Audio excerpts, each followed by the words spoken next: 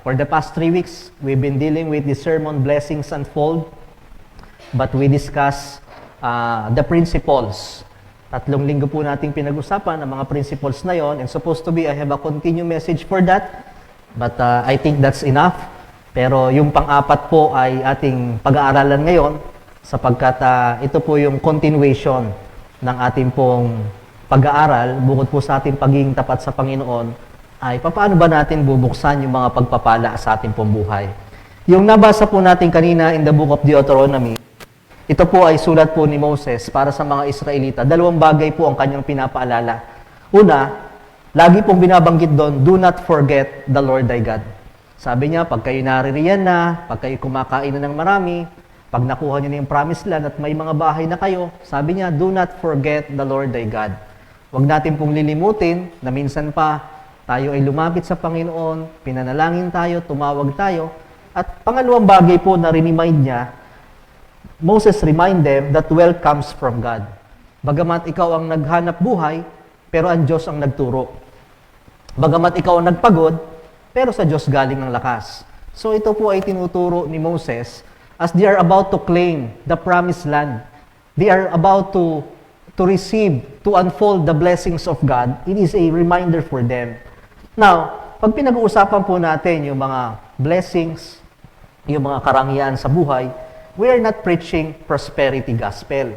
No? Ibang bagay naman po yun na ang pinapangaral natin ay ang buhay po na kaloob ng Panginoon ay puro kasaganahan lang at yun lang ang minimithi natin para sa Panginoon. But in reality, if you will just follow God, and if you will just follow God's will, prosperity is part of God's plan.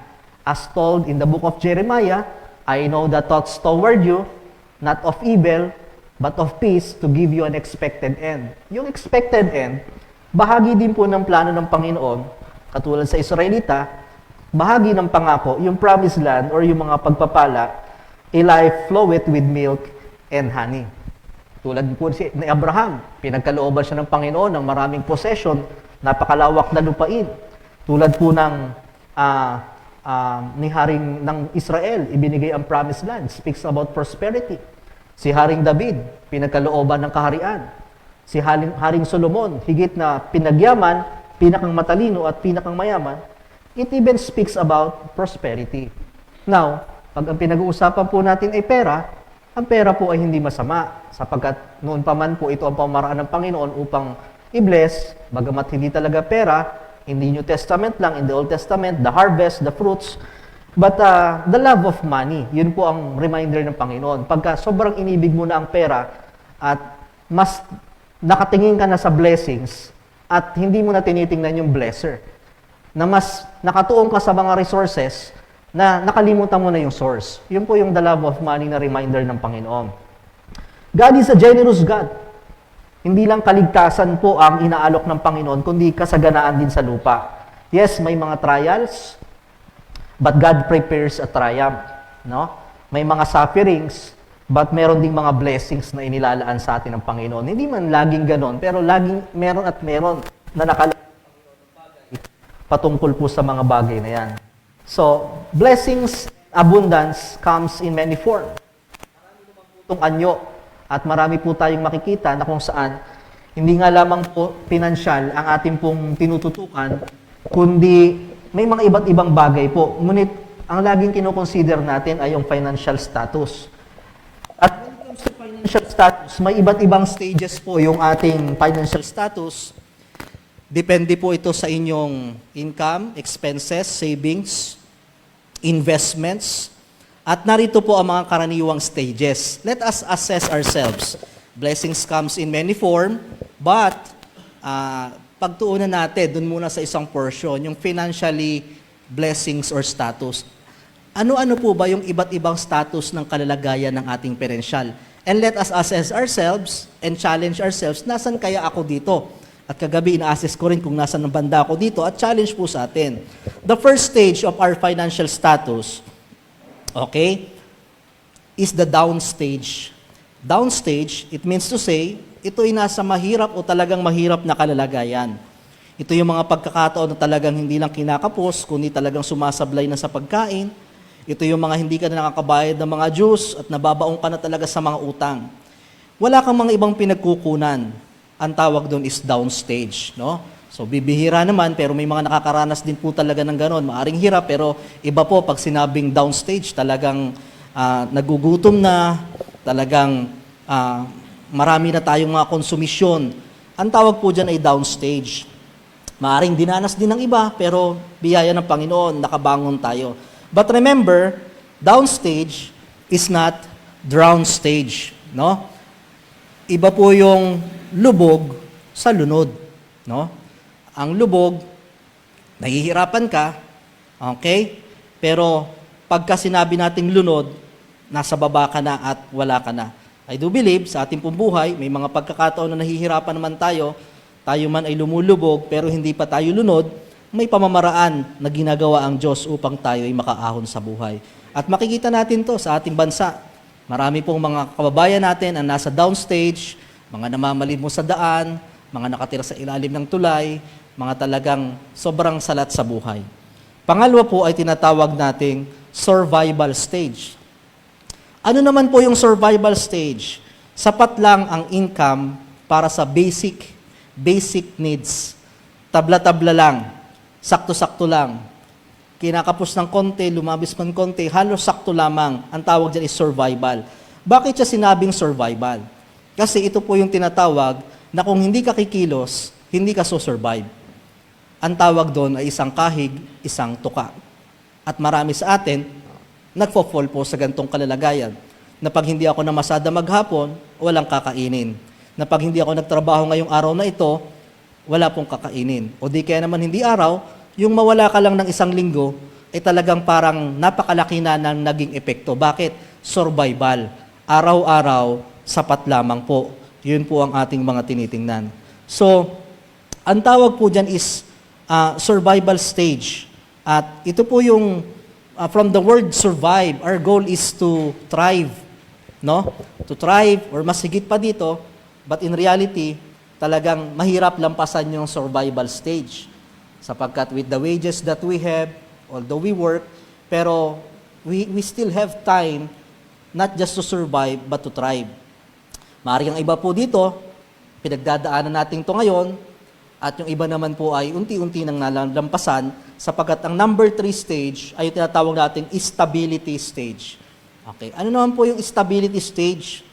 Na iraraos na ang buhay na may kaunting palabis na gawin at gusto. Okay, stability stage. Medyo hindi lang sakto. Okay, medyo nakakapag-Jollibee ka pa ng pailan-ilan.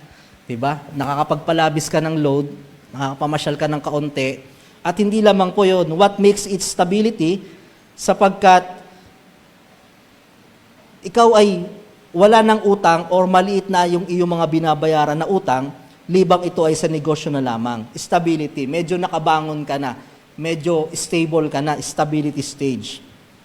Number 4 is the growth stage. Ano po yung growth stage? Mas tumataas ng iyong income, napopromote ka na, nagkakaroon ka na ng savings, at nakapag-i-invest ka na ng mga iba't ibang bagay. Okay? At nagagawa mo na ng bahagya ang iyong mga gusto. Okay?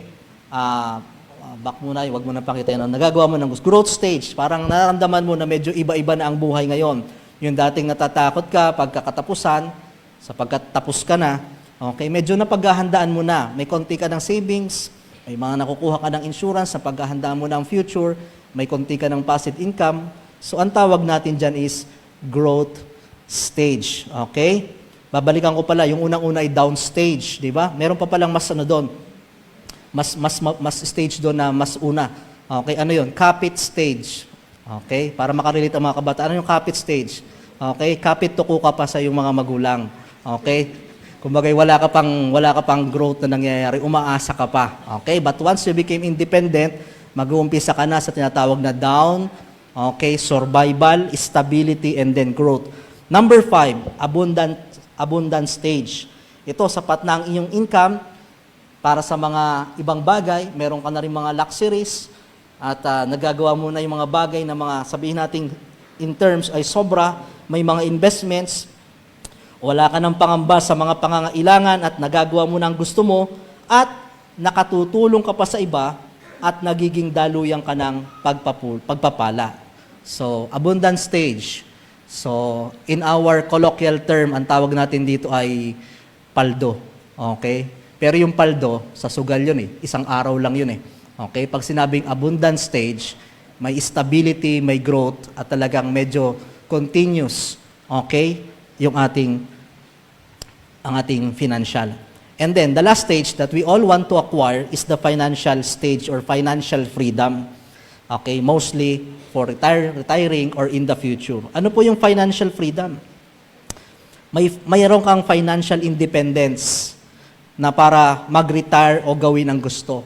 Hindi ka natali sa trabaho, umalis ka man sa trabahong yan, mabubuhay pa rin kami, na-prepare ko na, I have much enough for our family, or kung ang mga anak naman ay nakabukod na para sa aming mag-asawa, kayang hindi natin magtrabaho at sapat na ang mga passive income upang dumaloy to supply our needs. Less na ang alalahanin sa pera, hindi natin masyadong pinakaiisip. Supposed to be at the age of 60 after retirement, dapat freedom stage tayo.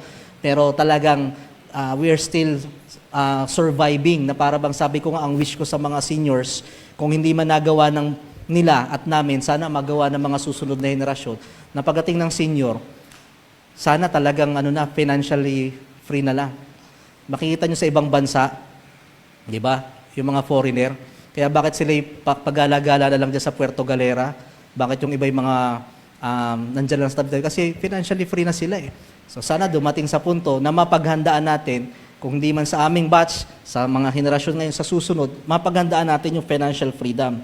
So ito yung estado ng buhay kung saan may sapat ka ng ipon, may investment ka, nadadaloy in the future, wala tayong utang, kaya kontrolado na, o di kaya kontrolado na lang natin ang mga utang, may passive income ka na nakatutulong sa mga gastusin, may kakayahan ka na gawin ang mga gusto ng labis, na walang pag-aalala sa pera. Part of financial freedom ay yung nagiging daluyan din tayo ng pagpapala. So this morning, I want to have an acronym. How to achieve financial freedom. Medyo mahaba yun, 7 letters. Pero bibilisan na lang natin. Kasi nga, napag-usapan na natin yung ating tungkulin sa Panginoon at yung tungkulin ng Panginoon. Ano naman yung tungkulin natin sa ating sarili in order for us to unfold God's blessing. At sama-sama po tayong matuto at ma-challenge at ma-evaluate natin yung ating sarili sapagkat marami tayong pagkukulang dito. Kung ang Diyos at Diyos ang tatanungin, walang pagkukulang, pero meron tayong mga hindi pa nabubuksan na mga susi upang talagang bumuhos yung pagpapala. So without further ado, ay sama-sama po natin itong pag-aralan. So inote nyo na lang po, I don't have slide this morning. Unang-una, Luke chapter 16 verse 10. Turn your Bible. Okay? Luke chapter 16 verse 10. Tingnan natin. Ang una po, letter F, it speaks of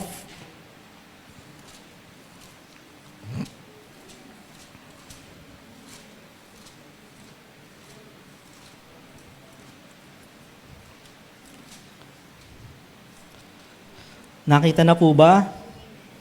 Sige po, just look on the book of Luke. Nandyan lang po yan. Okay? Luke chapter 16, verse 10. Babasahin ko po sa English muna. He that is faithful in which is least is faithful also in much. Tagalog na lang ako. Ang magtapat sa kakaunti ay magtatapat din naman ng marami sa marami. At ang di matuwid sa kakaunti ay di rin naman matuwid sa marami. Kung kayo'y di naging mapagtapat sa masamang kayamanan, sino nga ang magtitiwala sa inyo ng mga tunay na kayamanan? So unang-una, hindi naman natin medyo focus to kasi tapos na to. Faithful stewardship. Matapat na katiwala ng ating Panginoon. How are we going to use God's resources and blessings? Pinagkatiwalaan tayo ng ating buhay, ng ating time, ng ating talent, and even our treasures, faithful stewardship. Sa ating pong buhay, it is also our part, it is God's part na tayo ay buhayin to supply all our needs according to His riches but it is also our part papaano natin i-manage yung mga blessings na yon sa ating buhay. And part of that being faithful steward is papaano natin i-honor ang Panginoon mula sa ating mga pagpapalang natanggap by returning back what belongs to God. So, yan naman po ay 3 linggo po nating pinag-aralan at I hope ito po ay naging challenge sa atin at nakakatuwa po sapagkat nakita ko na we are not just hearers but we apply or we are doers of the Word of God. Nakita ko na kung saan papaano ang iba po ay nahamon, papaano ang iba po ay na-challenge. Ano? And pina-assess ko sa ating treasurer, kamusta ang ating percentage ng giving ng church this last January, kung noong mga nakaraan ay 62%, 67%, ibig sabihin po ay 6 out of 10, or sabihin natin 60 out of 100, ang at least may record, at ngayong January po ay nagpapasalamat tayo sa Panginoon sapagkat nakita ko na naging epektibo yung mensahe. Ano? So this month of January, according to our graph, we have 80% percentage consistency ng ating church. Ano? Palakpakan natin ang Panginoon. Ibig sabihin po ay dumadami, na-challenge na po tayo, at millennial boys ang pinakamataas ngayon. Okay? Medyo na-challenge ata ang millennial boys. Okay? At that is 80%, hindi lang po yan ang offering natin kasi meron pang iba, yan po yung dumaan lang sa mga grupo. So salamat sa Panginoon sapagkat sapagkat nakita po natin na ang isa po talaga, kahit marami tayong plano, kahit nakikita natin sa mga vlog ngayon, maraming mga pagtuturo, maraming gagawin, maraming forward, maraming mga paraan, pero ang isa pong susi na talaga sinasabi po ng ating Panginoon ay maging tapat ka muna sa akin sapagkat sabi sa Luke chapter 16 verse 10, ang magtapat sa kakaunti ay nagtatapat din naman sa marami. Sa maliit, susukatin tayo ng Panginoon hanggang sa papalaki. So in order for you to have financial freedom, okay, faithful stewardship, okay, the way how we use God's resources, and part of it is our accountability to the Lord. Seek ye first the kingdom of God and His righteousness. So number 2, letter R. Una, financial stewardship. Pangalawa is to replicate our resources. Pag sinabing replicate, to duplicate or to multiply, padamihin pa natin ang ating mga resources. Let us look on the parable of the talent. Matthew chapter 25, verse 14. Okay, marami tayong open Bible ngayon. I hope you still have our Bible. Matthew 25, verse 14.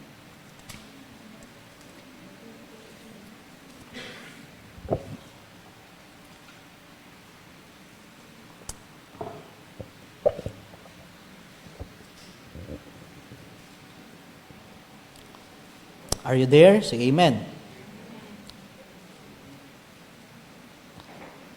Matthew 25, verse 14, ganito ang sinasabi.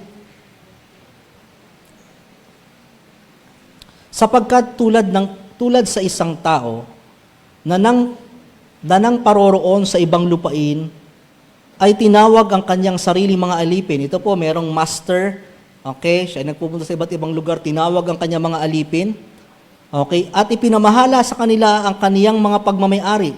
At ang isa'y binigyan niya ng 5 talento, ang isa'y 2, at ang isa'y 1, sa bawat isang iyon sa kani-kaniyang kaya, at siya'y yumaon sa kaniyang paglalakbay. Okay? Ang tumanggap ng 5 talento, pagdakay yumaon, ipinangalakal niya ang mga yaon, at siya'y nakinabang ng 5 pang talento. To make the story short, merong master, merong mga servant, iniwan niya po, binigyan niya ng portion. Sa'yo 5, sa'yo 5, sa'yo 2, sa'yo 1. Okay? Ang ginawa po nung isa, pagkaalis ng master, ipinangalakal niya, generate niya, replicate niya, dinoble niya yung kanyang puhunan upang lumaki, at pagbalik po ng master, yun po ay naging 10. At sabi po ng Panginoon, sabi po ng master, na pagkatiwalaan kita sa malaki, mapagkakatiwalaan kita sa malaki at dadagdagan ko pa yan. Yung pangalawa, ganun din po ang ginawa. At yung pangatlo naman, na binigyan ng isa, okay, may verse pa dyan, binigyan ko kayo ayon sa inyong kakayahan. Okay, meron pa diyang verse kung tutuloyin. Ibig sabihin, alam ng Diyos yung capacity natin, how are we going to handle finances, no? Pag nakita ng Diyos na mismanage, no? Alam ng Diyos yung kakayahan natin, na kung saan we can manage, hindi tayo sisirain ng pera. At pagdating nga po doon sa isa, na binigyan ng isa, Hindi naman po niya winaldas.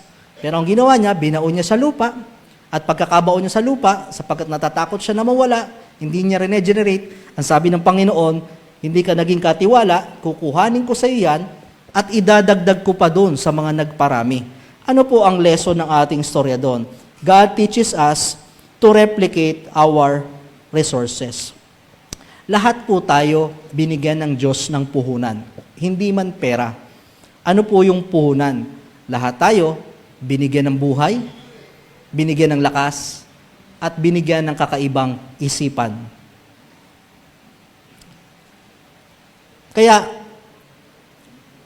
hindi man katulad ng iba na may advantage na, pero ang pinakang puhunan ng buhay, ang pinakang puhunan sa pagpapala ng buhay, ang kalakasan, ang buhay at pag-iisip, meron at meron po tayo to replicate our resources. Meron akong katagang nakita. Sabi po doon, hindi natin kasalanan na marami sa atin ang pinanganak ng mahirap. Pero ang mamatay ng mahirap, it is your choice. Parang mahirap tanggapin yun eh. Sapagkat kung ikaw man ay pinanganak ng mahirap, hindi mo kasalanan yun.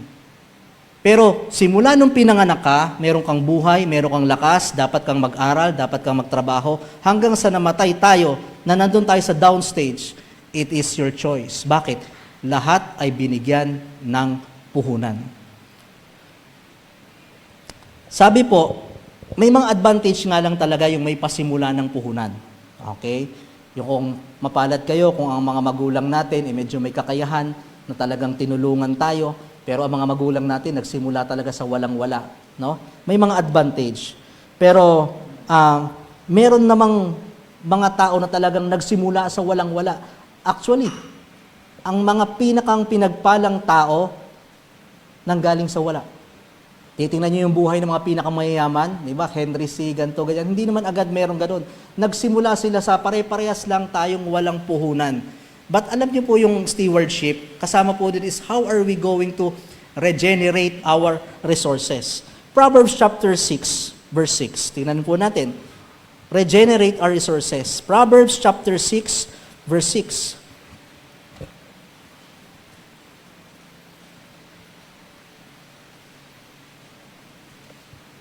Parang hindi ko naririnig yung pagpilas nyo ng inyong mga Biblia. May mga Bible pa po ba kayo? Bring your Bible. Kahit tayo may slides, tumutulong lang yan. Liban na talagang inaami mong malabong-malabo na ang iyong mata. Pero kung may kakayahan pa tayong magbasa, mas maganda po may Biblia. Okay? Sapagkat ito yung ating identity. Okay? O baka naman pagkatapos nito ay papunta kang Robinson, nahihiya kang may dalang Bible. Okay? Kaya kumbagay ano na lang. Proverbs, tama ba yung verse ko? Chapter 6, verse 6 to 8. Okay, ito po yung kwento patungkol po sa ant, di ba? Even the small things in the Bible, bagamat yung mga maliliit na bagay sa Biblia ay ginagamit din po ng Panginoon upang tayo po ay magkaroon ng pagkakatuto sa buhay. Proverbs chapter 6, verse 6 to 8. Sabi po dan, go to the ant. Okay, Tagalog muna ang babasahin ko para mas maunawaan po natin. Okay, Proverbs chapter 6, verse 6. Pumaroon ka sa langgam. Nako po, ito na ang kasunod. Ikaw na tamad. Pag wala po kayong ginagawa, punta kayo sa langgam. Okay? Pag tayo naiinip, sabi dyan, pumaroon ka sa langgam, ikaw na tamad, masdan mo ang kanyang mga lakad at magpakapantas ka na bagamat walang pangulo, tagapamahala, walang nag-uutos, naghahanda ng kanyang pagkain sa tag-init at pinipisan ang kanyang pagkain sa pag-aani. Verse 9, hanggang kailan ka matutulog? Okay? Hanggang kailan ka matutulog? O tamad? Kailan ka babangon sa iyong pagkakatulog? Masakit ano? Masakit ano? Okay. Ang po, maliit na bagay pero tinuruan tayo ng Diyos. You need to replicate, you need to duplicate. No? Na kung saan, alam nilang malayo pa, nag-iipon na sila, dinuduplicate. Pwede namang sabihin ng langgam, ay meron naman diyang tig-isang kagat, pwede na yan. Hindi. Mag-ipon pa tayo sapagkat hindi natin alam ang buhay. Let us replicate. Alam niyo, sabi ko nga, binigyan tayo, lalo pa kayo, kami or yung mga magulang natin, medyo maaring hindi agad tayo na-literate sa mga gantong bagay. Pero kung may pagkakataon, mas maganda na kayo po ay natuturuan, lalo pa sa mga next generation. Nung isang araw, nag-uusap kami nitong aking mga pamangkin, ni na King at Queenie. Kagabi, isang araw, sabi ko, ano ba talagang mga pangarap nyo sa buhay? Ikaw, anong kurso ang gusto mo? Okay, ikaw, anong kurso ang gusto mo? Okay. Iba-iba silang sagot, diba? Si King, tinatanong ko. Okay? Sabi niya, yung mabilis matapos. Okay? Yung wala masyadong pasok. Sabi ko, pwede naman yan. Gusto mo, wag ka naman pumasok eh. Sabi ko, pwede naman yan. Huwag ka nga lang mag-expect ng magandang buhay someday. No? Siguro, liban lang may mga kakaibang mga pagpapala, pagkaano pa man. Alam nyo, kayong mga kabataan, mapalad kayo. Binibigyan kayo ng pagkakataon na igapang ng inyong mga magulang na kapag-aaral kayo para magkaroon ng magandang kinabukasan. Hindi lang basta puhunan, iginagapang ang puhunan sa magandang buhay sa inyo. No? Pagdating ng future, hindi nyo pwedeng sabihin na kayo ay pinagkaitan, may scholarship na ang gobyerno, pinag-aaral pa kayo, may tulong pa. Kung sasayangin nyo ang mga araw na ito, no? Yan ay ating aanihin in the future. Ngayon nga, kahit nakapag-aral na, ang hirap makahanap ng trabaho, yung wala ka pa kayang natapos. Ano? May panahon nang talagang masasabi nating, sabihin nating, ini-enjoy din natin ang pagiging kabataan. Pero may mga bagay na dapat seryosohin nyo. Bakit? Mamumulat kayo, magugulat kayo in the future. Ganto pala ang buhay. Na kahit pa ang inyong mga magulang ay may kaya, di ba? Magiging independent kayo sapagkat pag may pamilya na kayo, bubukod kayo ng buhay. Regenerate. Pagbutihin natin, may mga pagkakamaliman noon, na kung noon lang pala sana, mas inayos ganito, mas noon pa lang sana nagkaroon na ng mga investment or kung ano pa man. Kaya nga tinuturuan sa ating mga kabataan. Pagbutihin ang inyong buhay, regenerate resources so that in the future, you will have a good sources of income. Di ba? Kaya yung iba ngayon, na maaring iba, of course, part of it, ini-enjoy. Pansin nyo, yung ibang mga kabataan ngayon, ay talagang mga nagsusunog ng kilay, mga nag-aaral, di bale, someday aani. Pero kung kayo naman ngayon, okay, pakuya-kuya-koy, asan na yung ating dyan, patigil-tigil, pinag-aaral, kung ano ginagawa, akala nyo ba, nakita ko na yun sa buhay ng iba, yung confident naman ako kasi may magulang kami. Okay, pag ang mga magulang na wala, kahit magkakapatid, magsasarili-sarili yung mga yan, buhayin mo ang sarili mo. Bakit? Hindi ka lang namin kapatid, may pamilya ka ng sarili. Binigyan tayo ng pagkakataon ng Diyos at ng magulang na tumayo, tumindig, mag-replicate. No? Alam nyo, ang blessing sa ating mga magulang, ang iba sa kanila, hindi nagkaroon ng kursong katulad nyo. Pero napag-aral kayo. Yun nga, nakaka-amaze eh. Mas kung tutuusin kung sa puhunan, dapat lamang na tayo. Nahihiya nga ako, sabi ko kung tutuusin, tinitingnan ko na ngayon yung financial stability. Napag-aral ka pa, nakapagpatayo, parang ang hirap nung kanlang naabot ay kung tutuusin. Sabi nga ng Pastor Noel, kung ako lamang ay nakapag-aral. Diba? Sabi nga ni Sister Lenny, kung ako lamang ay nakapasok sa mga government at mga DepEd. Hindi. Ang iba sa inyo, ganun din. Pero tayo, lamang na. Iginagapang, ipinipilit na. Kaya ito, hamon sa inyo, mga next generations, hanggat may nagpapaaral, hanggat may pang-aral, no? Huwag nang samahan muna ng mga hindi dapat, mga extra baggages. Pag-aral, aral lang. Okay? Puro relasyon ang inaatupag. Di ba? Bakit? Hindi mo alam yung period of time hanggang kailan nila kaya yan. Pag ikaw nakapagtapos at may magandang kurso, di ba? Madali na yung relasyon, madali na yung barkada, madali na yung mga bagay-bagay na yan. Samantalahin ang oras, pabilisin ang oras. Pabilisin ang oras. Bakit? Regenerate income. Magugulat lang tayo sa hinaharap. lamang ang maagap kahit sa bagay. Lamang ang maagap na natututo, lamang ang maagap na nag-ipon. Sa atin ngayon, may mga magulang man, maring hindi natin naagapan to dati noon. But for the future generation, ihanda natin sila. Let's have financial literacy for them. Kaya nga sa Bible School, tinuturo na rin natin ang financial literacy. Okay? Sapagkat kahit ikaw ay faithful steward, pero kung hindi rin tayo nagre-regenerate, hindi tayo nagduduplicate ng blessings ng Panginoon, which is tinuro niya sa parable of the talent, hindi po rin po sapat upang mabuksan ang lahat ng pagpapala. Letter E. Letter E, Luke chapter 14 verse 28. Luke 14 verse 28. Okay. Ito, sapul tayo dito. Marami tayong sapul dito. Luke chapter 14 verse 28.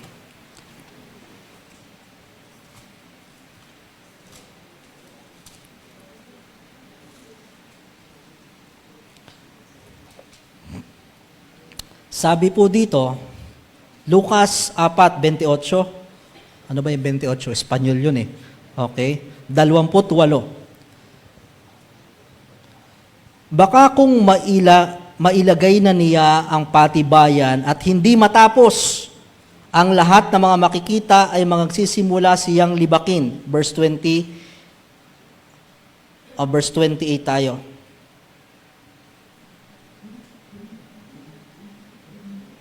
Okay.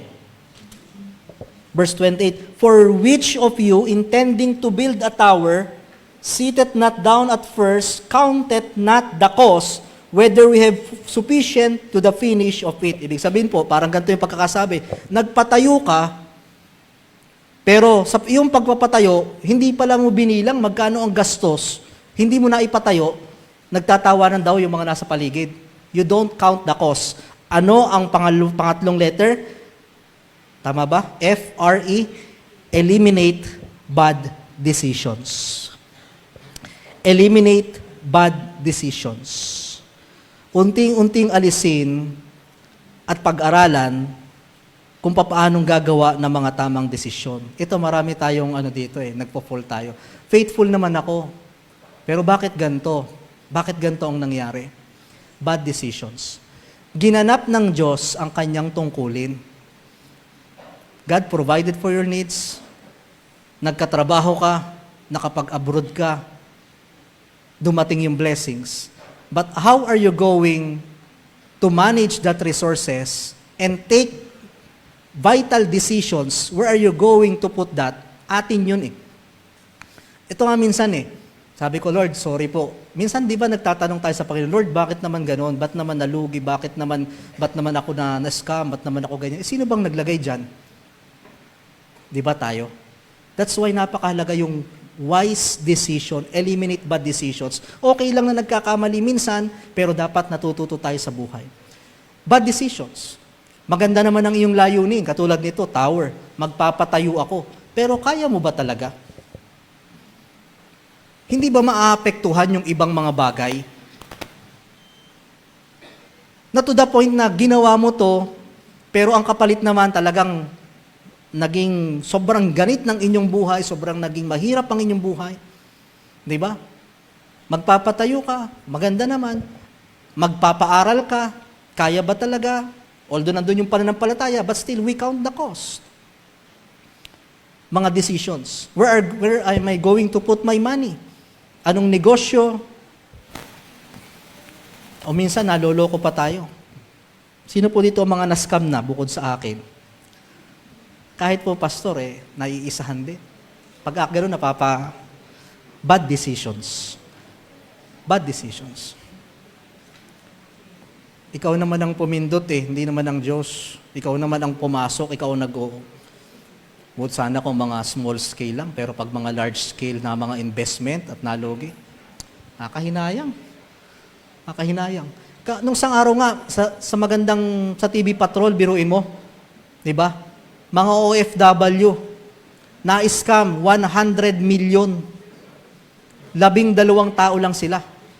Kita ko yung check 13 million, 7 million. Yun po yung ipon ng buong buhay ng pagtatrabaho, nasayang lang. Ponzi scheme. Ano yun? Mabilisang paglago ng pera. Bad decisions. Minsan natetempt din tayo sa ganyan. Mabilis lang naman, kukuha, hindi naman. Ikaw ang may dahilan, kaya hindi natin pwedeng ituro ang Panginoon. Bad decisions. Yung inyong future, that is also part of bad decisions. Kung sana nag-aral ako noon, kung sana nag-take agad ako, kung sana ginawa ko agad to, kung sana hindi agad ako nakipagrelasyon, bad decisions. Eliminate bad decisions in life. Kaya nga napaka-thorough po ng mga pinag-uusapan natin pag usapan natin ay financial decisions. Talagang linalapit sa Diyos. Bakit?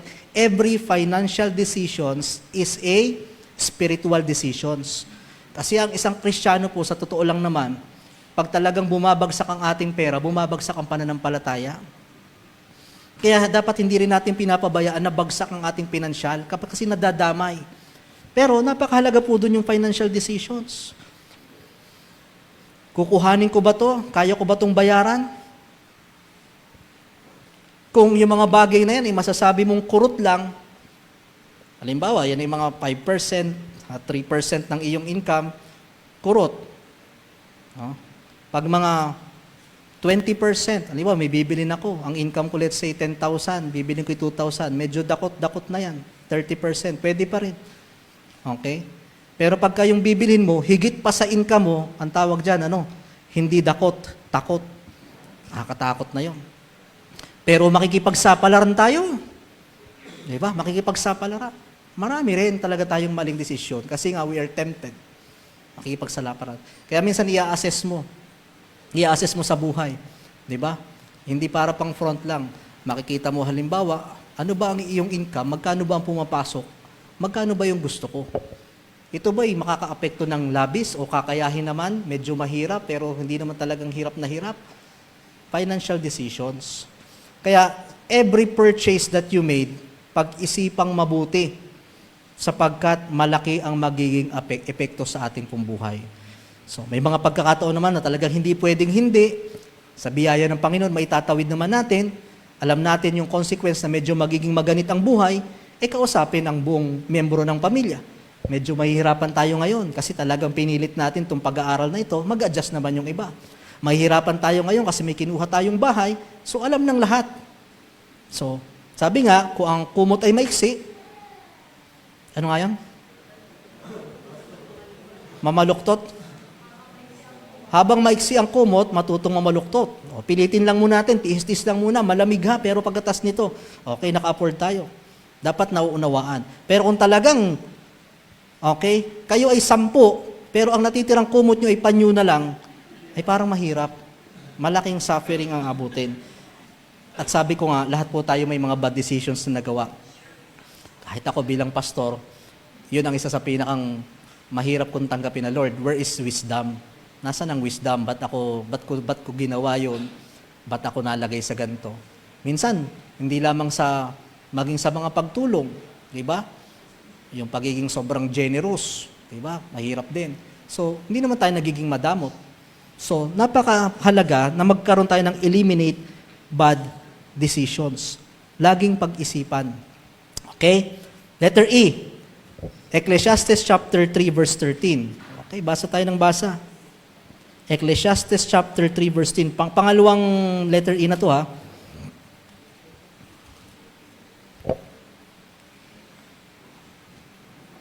Balikan natin, eliminate bad decisions. Ano yung mga desisyon mali na nagawa natin na sana maitama? Okay? Kailangan ang mga desisyong ito pinagkakasunduan para hindi nagkakasilipan. Lalo pat malalaking desisyon ha. Kung bibili ka lang naman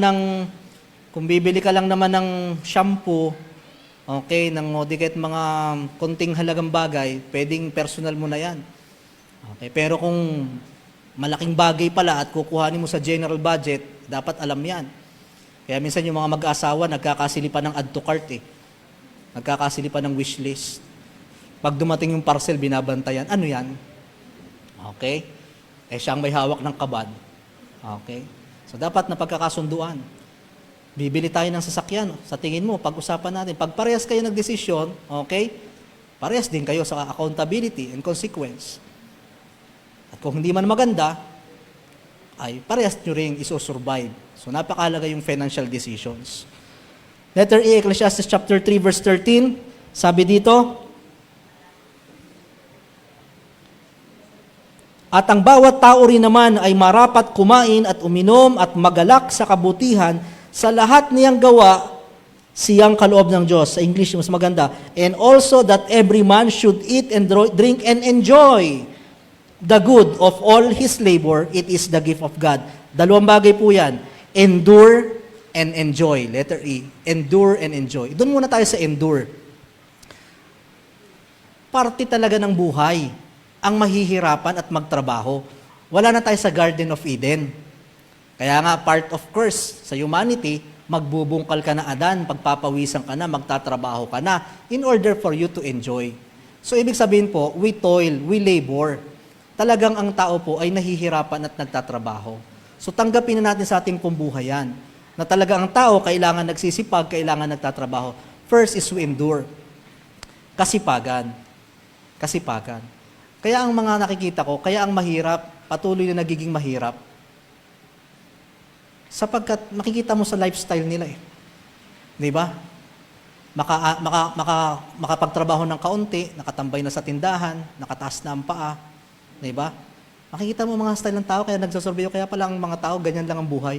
Pero makikita mo yung mga mayayaman na, sa gabi, mag-o-office pa, may meeting pa, kayod ng kayod. No? But there will be a time na matatapos din yung kanilang paghihirap sapagkat nagkayod sila ng maagap. What I'm trying to say is endure. Tiyagain po natin yung mga mahihirap.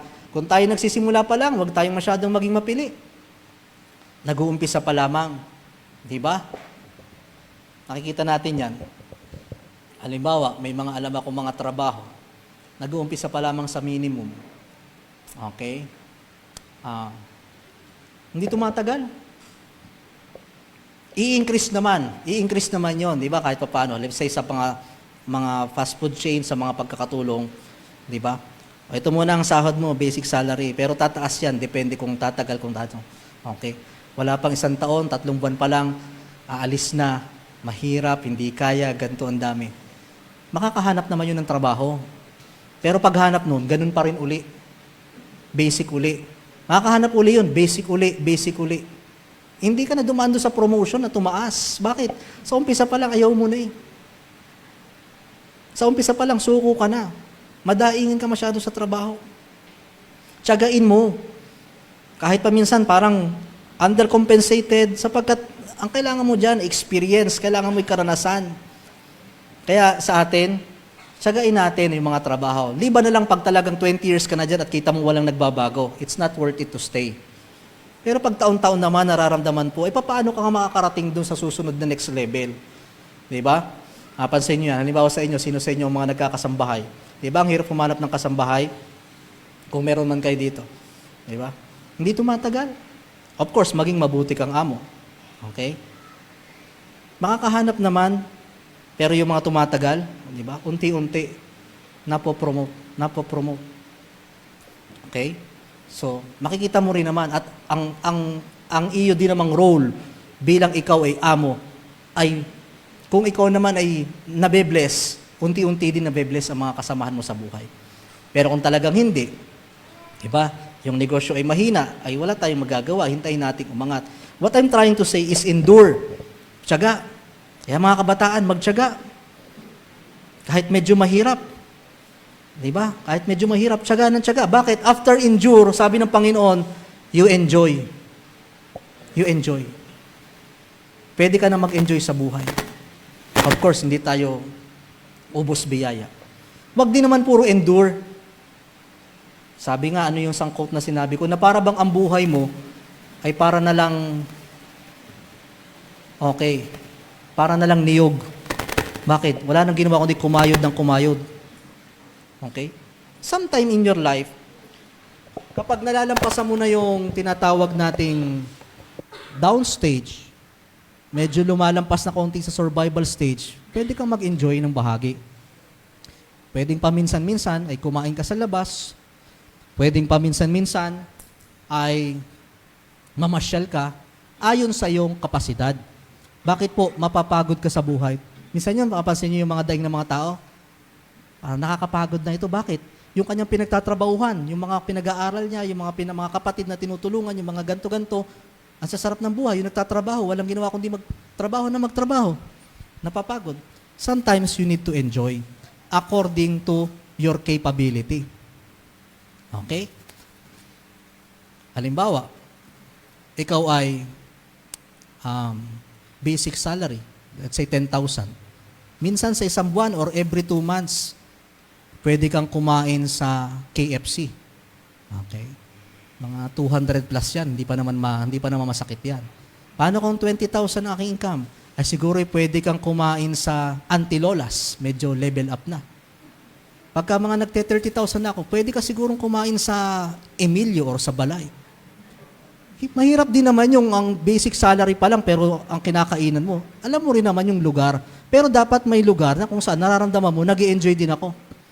Di ba? Halimbawa, basic salary pa lang ako. Pwede akong mamasyal dyan sa may Puerto Galera. Hindi pa masyadong mararamdaman ang sakit, kaya pa. Huwag nating ipilit. Pero pagka medyo tumataas-taas na, siguro na kami ng Tagaytay. Pag medyo tumataas-taas na ay medyo aabot na kami ng Boracay. No? Pero pag medyo tingin mo kaya na, sapagkat may bigat man, pero sa portion natin ikakayanin, ay lalabas ako ng ibang bansa. Pero wag mong ipipilit. Kaya nga yung iba, pag titingnan ko, Pastor, gusto daw pong ganito, titingnan ko, magkano ba ang generation income? Mahihirapan to. Parang medyo mapipilit. Diba? Liba na lang talagang handang magsakripisyo. Pero, you need to enjoy. Tama, Ate Joy, dapat nag-enjoy din. Mapapagod tayo. Tama po, biblical po yung mag-ipon. Pero sabi nga nung sa isang parable din, ay paano kung namatay ka na? Ay di sayang lang lahat ng iyong pinag-ipunan, wala ka man lang natikman na pag-enjoy. Pero, okay, depende sa ating kakayahan. Okay, kaya I also advise to you, di ba? Kahit hindi po sa malalayo, kahit hindi po sa basta magkaroon kayo ng time, di ba? Nakikita ko minsan si Ate Josie. No? Ate Josie, nagmo-motor trip ni Kuya Noli. Masarap din, di ba? Naiibang mundo nyo. Tapos kakain kayo ng kwek-kwek sa isang tabi, sa dagat. O, tapos tutusukin nyo Okay. Tapos tutuhugin nyo yung fishball. Okay na muna yun. O, sa next time, level up. Okay? So, may mga ganong moment. Tingnan nyo rin yung mga nasa paligid ng buhay nyo. Yung bang magulang ko, nag-i-enjoy pa? Kung may kakayahan kayong mga magkakapatid, i-treat nyo kahit sa tabi-tabi lamang, pagpahingahin nyo. Diba? Nag-i-enjoy pa kaya sila? O parang, lalo pat kung napagtapos na naman kayo, kung ganito, napagod na, enjoy. Magkasama po yun ha, pero bago mag-enjoy, endure. Yung tamad, iwan sa bahay. Joke lang ano? Diba? Endure. Dapat matuto rin. Bigyan natin ng mga reward system. Diba? Yung mga nasa bahay na kung saan pag ikaw ay nagsumika, pag ikaw ay nagtrabaho, pag ikaw ay tumulong, ito yung goal natin. By this month, December, okay, magtitipid tayo, ayusin mo ang pag-aaral, endure, then let's enjoy. Diba? May mga portion. Kaya, masarap din naman talagang naiiba yung mundo mo. At the end of your life, alam nyo ang isa sa pinakang mahirap din? At the end of your life, ang pinakang malungkot, yung alam mo na ang naging buhay mo ay, ang narating mo ay ang bahay at trabaho lang. Diyan ka lang pumupunta sa buong buhay mo. You don't go outside of the box.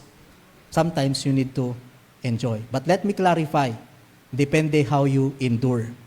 It depends how you work. Kaya nga kung regenerate resources, di ba? Kung ngayon pa lamang ay medyo nag-iipon na tayo, nag-aayos na tayo, nag-aaral na tayo, someday we will enjoy. So endure and enjoy. Letter D-O-M. 3, tapusin na natin. Ito, discipline in spending and savings.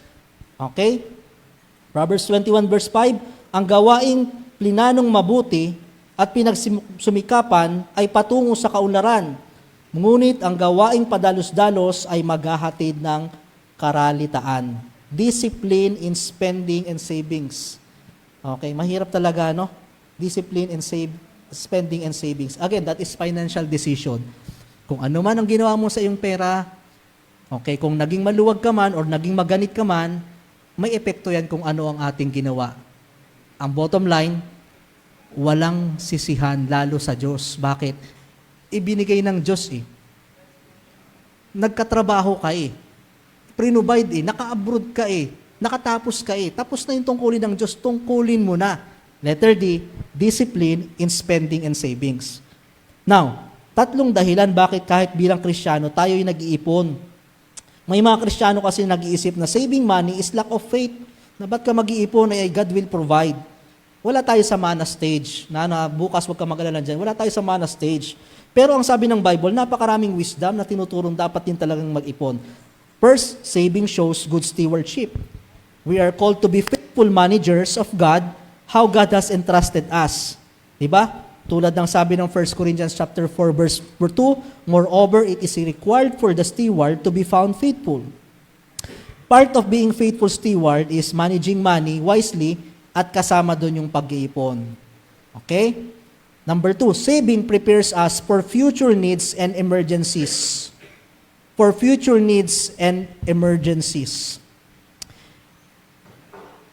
Ecclesiastes 10 verse 19. Tingnan nyo ha, Ecclesiastes chapter 10 verse 19. Ito yung katotohanan ng buhay na nakikita ko ngayon. Na hindi tayo masyadong biblical pa rin naman yung kung tutusin. Kaya nga nasa Ecclesiastes. Pero itong realidad ng buhay. Ecclesiastes chapter 10 verse 19. Parang mali ata. Okay, 19. Tingnan nyo ha. A feast is made for laughter and wine make it merry. Pero look at this. But money answereth all things. Ayoko pa nga ng all things eh. Pwede many things. Ano ibig sabihin nun? I-rephrase ko. Maraming nagagawa at masasagot kung may pera ka lang. Maraming magagawa. Yes, it's always bounded and founded through faith, pero faith and finances works together. Money answereth all things. Kung may savings ka lang. Alam niyo, nakita ko isang pinakamahirap na kalalagayan? Diba? Iba-iba tayo mga nadinanas ng problema. Yung may karamdaman ka na, wala ka pang pera. Ibang bagay yung may sakit, pero hindi na problema ang pampaopera. Kaya namin yan. Hindi na problema ang pang-private. Hindi na problema ang inaalala na lang namin yung may sakit. Kasi pag may sakit ka, you are emotionally down, physically, financially, nag-iikot-ikot ka pa, lahat bagsak. But money answereth all things. If you have savings, if you have emergency fund, sige, ang aalalahanin ko na lang, kamusta kaya ang result? Pero hindi ko na kailangang mag-alala kung may pambayad ba ako sa ospital. Hindi ko na alalahanin pa kung may dugo ba akong makukuha. Hindi ko na alalahanin kung paano kami makakarating doon, sino magbabantay, pwede humanap ng kapalit, pwede ka magbayad na mag-aalaga. Maraming kayang tapalan ng pera sa katotohanan ng buhay. Money answereth all things. If not all, many, many things na hindi man sabihin natin hindi lahat pera ang sagot, pero maraming kayang pagaanin ang buhay kung tayo ay merong savings. That's why savings prepare us for future needs and emergencies. Mahirap ito. Anong stage yon? Survival, wala pa eh. Wala pang ipon eh. Okay? Growth stage na ata yung sinabi natin. Growth stage. Sana makarating tayo doon. Savings. Di ba itong mga young people na ito, tinuturuan ko itong mga young people, lalo pa yung mga bagong graduate or professionals. Huwag kayong magpapawala ng pera sa pitaka. Nagtatampo yan. Mahirap yung laging ubos. Diba? Lalo't mga 200, 100 lang naman. Diba? Laging dapat meron. Turuan ko kayo. Yung cellphone nyo, lagyan nyo dito ng at least 100 man lang lagi. Lagi kayong merong perang ano pa man. Tatampo. Dapat laging meron at meron. Huwag tayo magpaabot sa ubos na ubos. Ako, nagkaroon man yung time na sigurong financially down, pero never dumating sa time na walang-wala talagang. Dapat di tayo nagpapaw. Laging meron at meron. Diba? Kaya nga hinahamon ko itong mga ito. Minsan tinatanong ko itong mga young people, sabi ko, Jiro, magkano pera mo? May laman ba yung wallet mo? Patingin nga. Lagi ako nag-check ng wallet. Ko po, walang laman. Isang araw, nagkaroon ka ng pero nag-iipon na yan. Diba? Itong magkapatid, si King at si Queenie, hinahamon ko. Pataasan kayo ng ipon. Pag tinignan ko kung sino mas mataas, dadagdagan ko pa. Diba? Ganyan ang stewardship eh. Para maano sila mag-ipon. Magkano ang baon mo? Magkano ang kain mo? Ganto. Pero yung iba nakapag-ipon naman. Pagkatapos, saan mo dinala? Binili ko po nung accessories sa Roblox. Yun lang. Okay. By the way, nadali ako ni Amir dyan. Aba, tingnan ko yung credit card ko yung may Google Pay. Aba, ay yung pala'y naka-automatic, yung cellphone ko ang kinuha. May biniling pyesa ng barko. Hindi daw tumakbo ng wala. Sabi ko, patay tayo dyan. Okay. Linak ko. Nangyayari na siguro sa inyo yung sa iba yan. Pagka, tuturuan din natin sila. Pinaamin ko naman, umaamin ka ba? Talaga kita ko yan. Ganto. Inamin naman kasi hindi daw tatakbo yung barko. Turo daw ni King King. Invest. Savings tayo. Ito yung maaring sa ngayon, pwede pa kaming humakol. Sa iba naman siguro, maring hindi natin masyadong nagawa. But I'm talking mostly sa mga susunod na generation kasi sila din naman yung pinananalangin natin eh. 'Di ba? Na sana dumating yung time. Kasi alam mo, bakit paghandaan niyo po, mas magiging mahirap ang buhay. Even in the Bible, pinanapis sa inyo, mas magiging mahirap ang buhay. Dapat hindi lang tayo may talent, multi-talent. Hindi nyo alam yung ibang mga profession na kinukuha nyo. Yung trabaho niyan, maaring sa susunod wala na. Nakakatakot at nakaka-bless ang technology at AI na meron tayo ngayon. Hindi mo na kailangan someday ng tutor. Kayang-kaya na lahat sagutin ni ChatGPT. Marami pang lalabas dyan na technology. Pumunta ka sa mga Jollibee, hindi na nila kailangan ng service crew. Diba? Pipindutin mo na lang sa kiosk. Naalala ko sa araw, may kasama ako. Takot na takot po umorder. At di niya daw alam paano pindutin. Okay, si Kuya Albert. At tagal lang nakatayo, hindi alam ko, ba't di ka pa na-order? Paano ganyan? Okay. Palibasi, sanay sa bundok. Ang dami. Di ba? Mga services, call centers. Ang daming nagre-recession ngayon. Bakit?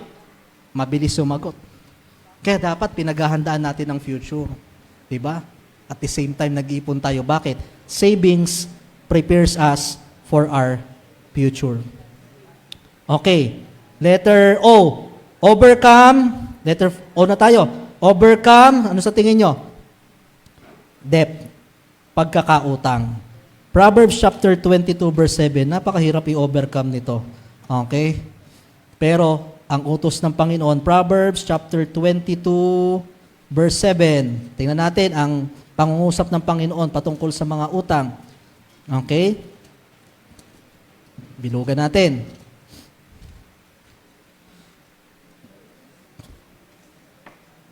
Ang mayaman ay magpupuno sa dukha at ang manghihiram ay alipin ng nagpapahiram. The rich ruleth over the poor, and the borrowed is servant to the lender. Totoo po ito. Talagang halos yumuko ka. Okay? Overcome debt. May mga pagkakataon talaga na na-compromise tayo, siguro sa mga maling desisyon. Pero sana may goal pa rin tayo. Hanggang kailan? Hanggang kailan natin masesettle to? Sapagkat hindi mo magagawa yung ibang stage hanggat nandun ka pa sa survival stage na yun. Overcome debt, yung mga pagkakautang. Talaga. Mahirap. Lalo pa pag sa tao ka ng utang, mahirap kung mangutang sa tao sapagkat patuto mo ang nakalagay dyan. At kung kayo naman ay nangutang, okay, kung meron po tayong utang, okay, huwag niyong kakalimutan. Huwag niyong kakalimutan. Kahit pa po yan ay, kahit wala kayong ibibigay pero nagpaparamdam. Okay? Iba-iba pa rin po yun. I've seen many people, talagang makikita mo ang ugali sa pera. Ako po, bilang yung pastor, marami ako naging utang pero ang dami ko rin napautang.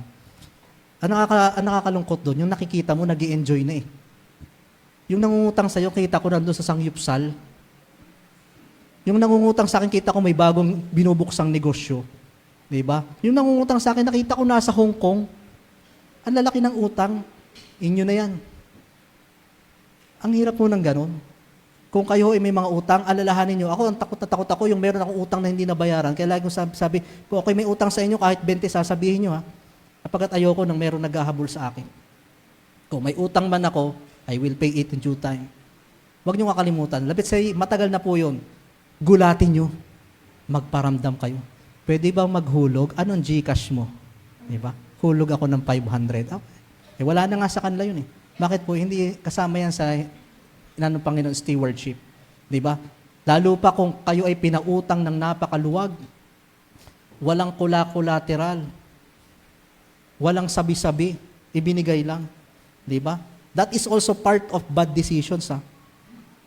Diba? Ako po, napakaluwag ko dati sa pagpapautang. Dodoblehin ko pa kung magkano ang hinihingi mo dati.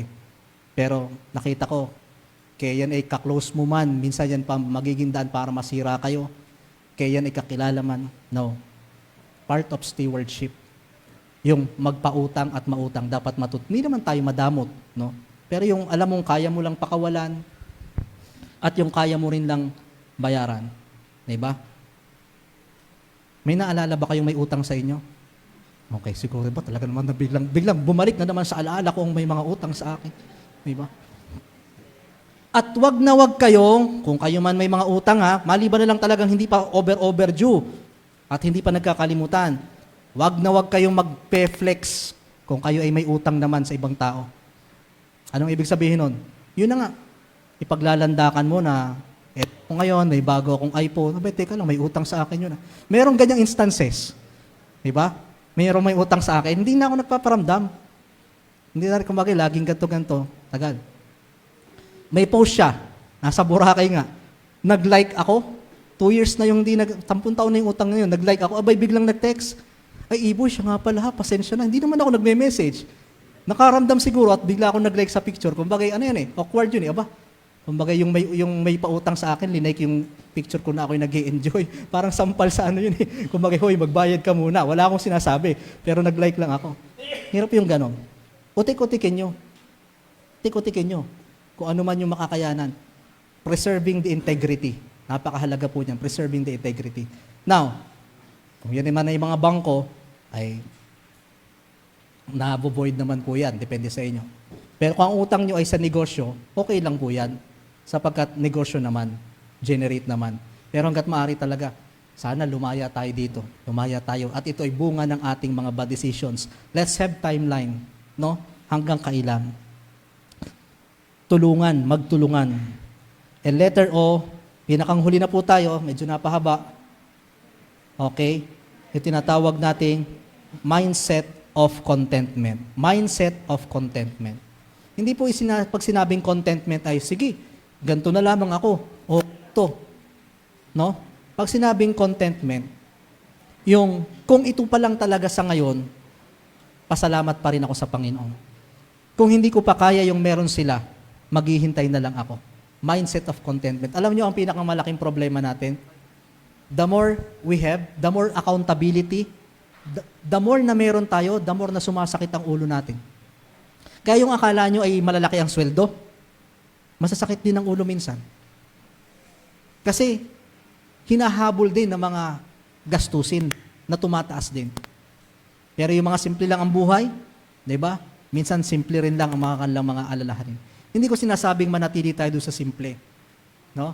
Pero kung ano man, in the end, magpasalamat tayo sa Panginoon. Kung ito pa lang yung estado ko, Lord, salamat po. Pero sana, unti-unti rin ay magkaroon ako ng growth and financial freedom. Kung talaga naman tayo ay nandun sa tuktok, Lord, salamat po at sana ay maging channel of blessings ako na hindi po maging curse ang mga blessing na ito sa ating buhay. Manage or mindset of contentment. As we close, true financial freedom is not about how much we have, but how much faithfully we honor God and manage God's resources. Alright? Letter F, financial stewardship. Pag di nyo ito nakabisado, hindi kayo pagpapalain. Joke lang. Eh kung ito pa lang, letter F, financial stewardship. Letter R, regenerate resources. Letter E, eliminate bad decisions. Isa pang letter E, endure and enjoy. Letter D, discipline in spending and savings. Letter O, overcome debt. And letter M, manage or contentment, mindset of contentment. Nawa, bumilang tayo ng ilang panahon pa na hindi lang tayo basta nag-endure sa buhay, kundi masabi nating nag-enjoy tayo. Bakit? We manage God's financial blessing.